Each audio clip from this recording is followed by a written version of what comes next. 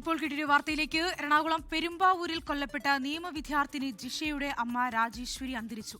Kalamassery medical കോളേജിൽ ചികിത്സയിലിരിക്കെയാണ് അന്ത്യം. വിവരങ്ങൾ പങ്കുവയ്ക്കാൻ ലിഡിയ ജേക്കബ് കൂടി ചേരുന്നുണ്ട്. ലിഡിയ, എപ്പോഴായിരുന്നു അന്ത്യം? ഏതെങ്കിലും തരത്തിലുള്ള വാർദ്ധക്യ സഹജമായ അസുഖത്തെ തുടർന്ന് ചികിത്സയിലായിരുന്നു?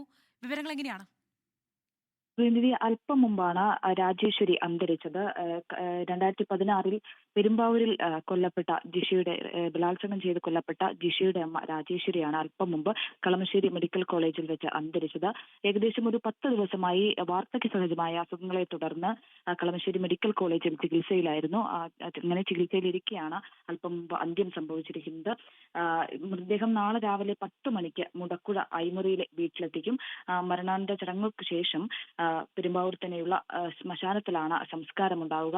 ഏകദേശം ഒരു 10 ദിവസത്തോളമായി ചികിത്സയിലും കാര്യങ്ങളിലും ഒക്കെ ആയിരുന്നു. വിവിധ സ്ഥലങ്ങളിലൊക്കെ, പ്രത്യേകിച്ച് എറണാകുളം മറൈൻ ഡ്രൈവിലൊക്കെ ജോലി ചെയ്ത് വരികയായിരുന്നു ജിഷയുടെ അമ്മ.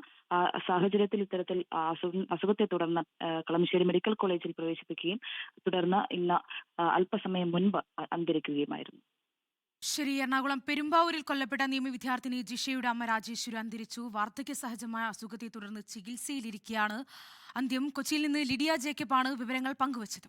ലോകത്തെവിടെയായാലും ഏത് സമയത്തും 24 വാർത്തകളും ഓഗ്മെന്റഡ് റിയാലിറ്റി പാക്കേജുകളും എക്സ്പ്ലെയിനറുകളും വിശദമായി കാണാൻ ഞങ്ങളുടെ യൂട്യൂബ് ചാനൽ നിങ്ങൾക്ക് സബ്സ്ക്രൈബ് ചെയ്യാം.